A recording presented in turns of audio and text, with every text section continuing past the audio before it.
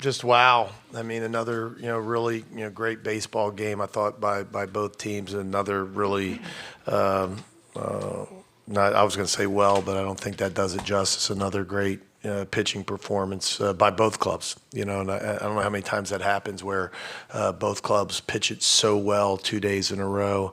But, both, Connor and I thought Dylan, pitched today like Friday night aces in the Southeastern Conference, and were terrific and really kind of matching each other pitch for pitch. And they played great defense, like Arkansas can. And there's a couple when you're so when hits are at a premium. Some plays by Moore and others, that shut down innings, Stovall and Wallace at third, and some double plays they turned to kind of squelch out, what rallies you had, right? Rallies were if you had a guy on today. And but thought super game. We got a couple of huge hits by Kevin and Calvin Harris, the timely hit that we talk about so much. But the story of the day was Dylan, just legendary performance. Yes, it was. Questions for the student athletes, and we'll start here with John. Hey, Dylan. John Sokoloff, WCBI TV down in Columbus. Your coach just said it was a legendary performance. I mean, what was working so well for you today? I thought I didn't really have command of my fastball that well until later on in the game, but I was commanding the slider so well, so we just stuck with it, throwing it for first pitch strike, throwing it late in the count, but just attacked him at the end of the day. Okay. Right. Oh, yeah. Tim and Kevin, Austin Elders with the Rebel Walk. Tim, you in particular, this is why you came back to Ole Miss to play for a national championship for both of you in your senior years. Just talk about the emotions and what it feels like to be playing for a national championship this weekend.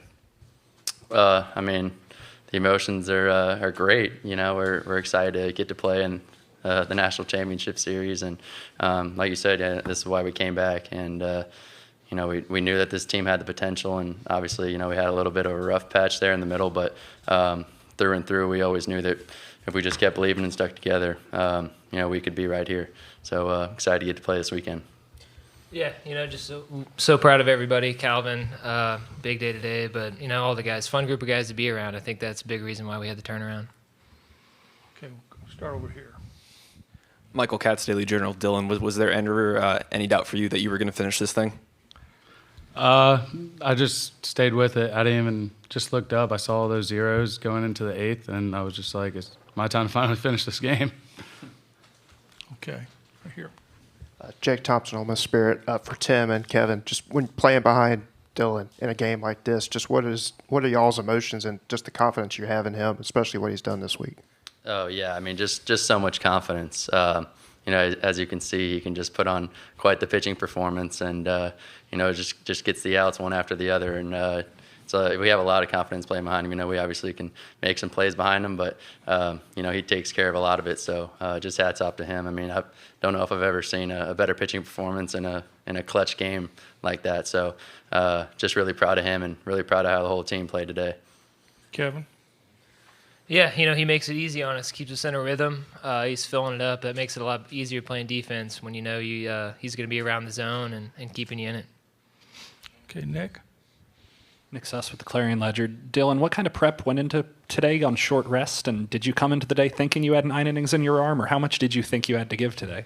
I just went out there just going to put as much zeros as I can. I mean, last time me and Nolan had this matchup again, so it was cool to have ace versus ace again. I mean, Nolan's a great pitcher. Last time it was a dogfight. This time it was a dogfight, so it was just really cool to have that again. Okay, Andrew?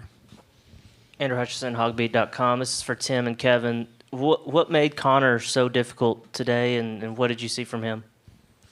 I mean, he had all of his pitches working. He's had that curveball working, his cutter, and would throw the fastball in there too to keep you off balance. Just hats off to him. He pitched really well, and kept us on our toes. And we were just able to put enough of a couple innings together to get those big hits from Kev and Calvin, and score a couple runs. And he pitched really well. But at the end of the day, DeLucia just, kept us in it the whole time and put up all those zeros. So just proud of how we all played. Kevin? Yeah, that was an incredible outing by Nolan. He was really sharp, mixing it up with that fastball cutter, mixing in the big breaker, tunneling that thing well. Just one of those days you knew how to take care of your opportunities when you got them, because there weren't going to be many of them. Okay, we got somebody back here. Ellie French, KTV Omaha. Dylan, can you just describe kind of what this journey has been like for you personally this season, from not being, part of the starting rotation to now starting today and getting the win? It's been interesting, a fun ride. Coach B always says, enjoy the ride. And that's what we've been doing, and that's what I've been doing, just taking every chance I get, kind of running away with it, just not looking back. But, this team has just played so well the last couple of weeks, and we turned it on so far. Okay, Rick? Rick Cleveland, Mississippi Today. Kevin, I wanted to ask you about two things. One, the play you made in the second inning seemed like that ball carried forever, and then you're at bat in the fourth inning. Yeah, on that ball hit by Moore, I wasn't really sure if the wind was going to push that thing all the way back, because, you never really know how it's going to play out there and left. But I just tried not to drift, turn my back and run and make a play. But that bat in the fourth, I know Nolan likes to get ahead. He was going to try to pump in strike one there, and I figured that was going to be my best chance to do some damage on him. And he happened to leave a cutter just a little bit up that I was able to get enough of. Okay, any more questions for the student athletes? Congratulations, guys. We'll see you this weekend. Thank you. Thank you. Okay. Anything else, Mitch and Alex can take care of you.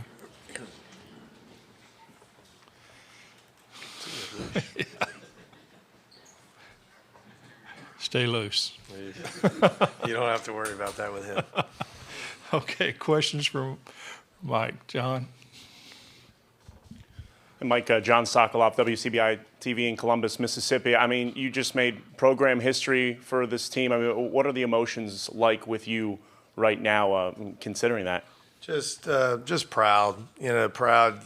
John, you know our story as well as anybody, and I think as we continue to win games and move forward, it was neat.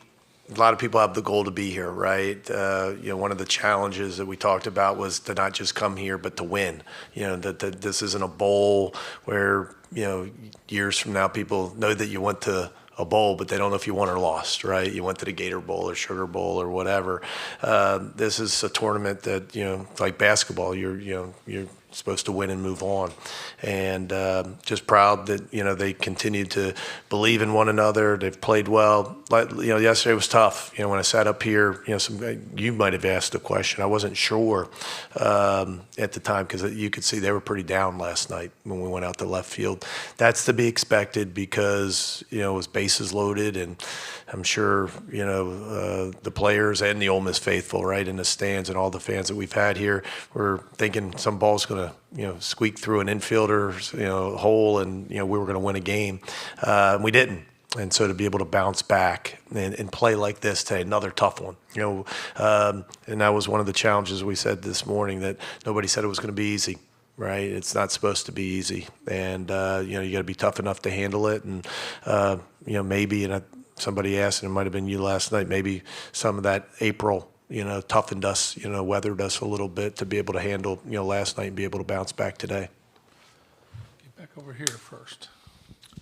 Travis Davidson, KREF Sports Talk 1400. First, congrats on the win and berth in the championship series. I know you've been focused on Arkansas, but can you give me some initial thoughts on your championship series opponent, Skip Johnson and the Sooners? I don't know much about them. They're on the other side. I've watched some of the games, innings, not in their entirety. I have some work to do over the next 36 hours. We all do. The coaches. The great thing is with technology today, we can get that done. I know that they've had a terrific year, especially similar maybe to us. Maybe not as big a hole, but one that they've played their best baseball down the stretch, winning a Big 12 tournament, and then going to Gainesville, where we all know it's very difficult to win, and to win there and then win another super regional on the road. They've had a similar path, to us, so we know they're weathered and tough, to get to this point. And they played really well. And so, that's about all I can do as far as the scouting report. Okay, right here. Chase Parham, Rivals.com. Mike, you had Mallets ready, obviously. Did you check on Dylan at any point? Was it a decision after the 8th or anything? When I went out, I guess it was the 7th when I had some traffic, and we made the error. And again, it wasn't going to take him out at that point. I wanted him to face Slavens, with the breaking ball. And asked him if he was okay, and he said, "Yeah, I'm fine." And another one where, hey, this just kind of check his emotions, kind of get him back grounded in how we wanted to approach Slavens at bat and what we were going to do. And of course, he throws a good slider. First pitch gets off the field, and then after that, I felt in my heart that if we got to the 9th, it would be Brandon Johnson. Brandon's been the guy that's closed the games, the close games, and as good as, Mallets has been, I was going to go with Johnson, at the end, just because he's been terrific. It's not his fault that we've won, by some spreads and he hasn't been in the games. But earlier it would have been in the 8th, it would have been Mallets. So they were on go, but he just ran through it 6 up, 6 down, I think, and there was really no reason to make a move. I didn't think. He was just, he was too good. He just, didn't look like he was, taxing himself. He didn't look like he was running counts. He just looked like he was in total control. Okay, Michael. Michael Katz, Daily Journal. Mike, that's not. You guys have only got 9 runs in the 4 games here. Can you just talk a little bit about the pitching performances that you guys have gotten here? Yeah, well, I think very similar to the way we've kind of made the run. In postseason, and even the SEC tournament, the loss against Vanderbilt, I thought, Dylan pitched great, a couple mistakes, and, they made him pay for it. So we've pitched it well, for over a month now. And, one of the things is our guys have really attacked the strike zone, another game, with no walks today, and when you get good starts like Dylan and Hunter, but even Gaddis, last night. I mean, Gaddis, gets through the 5th inning with a couple runs. The starters have been terrific. We know the bullpen how good they've been, but I think on the front end and the back end, we've really pitched it well. Okay, Parrish. Parrish, Alfred Daily Journal, Tupelo. Mike, how does Dylan's performance compare with Drew Pomeranz's performance in 2009? Well, similar, bigger, bigger stage, obviously. That was a regional final, but that was at home. So school record strikeouts, I think 16 on 2 days rest. Complete game. So very similar. But when you start splitting hairs and you're comparing yourself to Drew Pomeranz, like a 10-year big leaguer, that's pretty good from a guy from Daytona Beach. There are different kinds of pitchers. Yes. Reach this kind of game, needing to advance, having to get to the next level. Is it better to be the Dylan DeLucia style or the power style of Pomeranz? I don't know if there's a better way to get through it. I mean, they show you that there is different ways. Drew's more of a power guy, fastball, hard breaking ball. Dylan's 3 pitches, and it's, you don't know what's coming, and it's on, each side of the plate and totally flooding the strike zone, and can keep the pitch count, really down. He can get some, and I thought that was one of the differences today.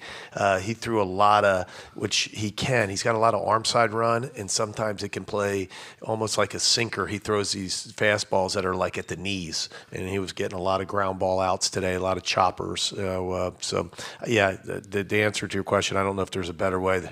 They're both pretty darn good. Back here. Oops. Evan Bland, Omaha World Herald. Coach, going into the championship series now, what's the challenge or the approach to managing a pitching staff in a best 2 out of 3 as opposed to maybe a single game?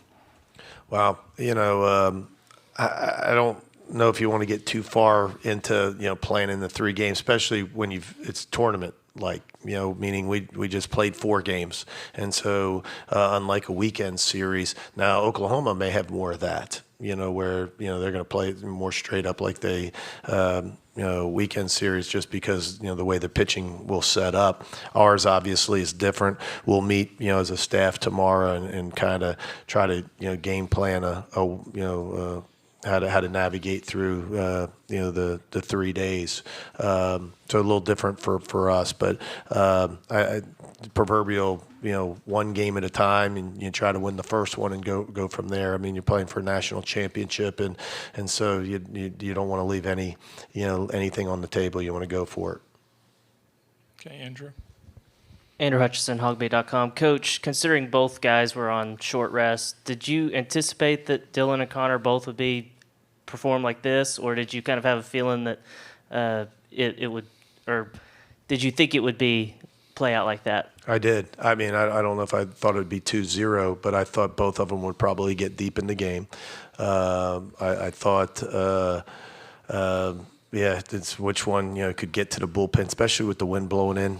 Today, a little different than yesterday. Yesterday, as I mentioned, it was blowing in, but I mean, Slavin's hit one. I've never seen a ball hit like that here. And not taking anything away from him, but that wouldn't have happened today. Now would it have got out? I don't know, but not like it did. And so it kind of looked like it, added up to what it was going to be a pitching day with both Friday night guys. And you say short rest. I mean, it wasn't. We're not that bad. It's on Thursday. They pitched on Saturday. I mean, it wasn't as Parrish was talking about. Pomerantz on 2 days rest. So I thought both of them would probably get deep into the game. Okay, Mike. Mike Rooney, D1 Baseball. Mike, the ground balls in the 8th and the 9th, given the the intensity of the 2-game series and the environment, the pressure. I mean, Bench and Peyton it's like they were in an inter-squad game and no one told them this was. Bench's throw? Yes. I mean, he caught it back on the back foot and just threw it up. Yeah, like it was pregame like in it was and in out. between innings. Yeah. So is that because Dylan, they're so confident playing behind him? Is it because these kids are such veterans? Or if you had to pinpoint that calmness, those are tough plays with the National Championship Series on the line. Well, how would you pinpoint that? I think it's a combination, Runes, of all of that. I think, one, you're talking about older guys that have won a lot of games here. Guys like Bench and Chatagnier, and you look over at Elko, guys that Graham that was up here. So a group that has been in a lot of fights, have been in maybe they haven't been to Omaha, but man, they've been in some super regional dog fights, and so I think that's part of it. I think experience, and I think the other part is just how loose and confident they are, and at this point, knowing that they can make plays, and then lastly, what you I think pointed to is you're going to get those ground balls with Lucia on the mound. I mean, you got to be ready, and so another reason why we've been playing with the McCants third base, center field, but a little better defensive lineup today with the McCants in center and Bench at third. Okay, Nick, this will be our last question for Mike. Nick Suss with the Clarion Ledger. Mike, I saw you and Laugh kind of had a moment there after the game. You, Laugh, Clem have been together for so long. What does it just mean for you and these coaches you've been with forever to be playing for a championship? Just so cool. They a lot of special national media. And this is not throwing stones, but I don't know why they don't get more credit than they do. I mean, this is the best staff that we've ever had, and we've had some great ones. We've had some great coaches come through, but I don't remember ever having and feel as comfortable as I do with my guys. And Laugh's the longest tenured assistant coach in the Southeastern Conference. I mean, he's been with me since 2006. He played for me my first year in 2001. So, just a cool moment. You work so hard. It's all about the players. Your question was asked, so it is. This is their moment, and you never want to, take away from that. But this is what we do for a living, and it's great. We're so blessed to do it, but it's not easy, and it's a lot of hard hours. And we've talked so much about this year. That's our year too. you know, and so, you know, to get to this moment is pretty cool, you know, in your occupation. Again, Mike will be back with us tomorrow morning, about approximately 11:30. Oklahoma will be first, and then photo op. Get to do that. Thank you, Mike. Thank you. Brought to you by Horn, a professional services firm serving clients across the U.S.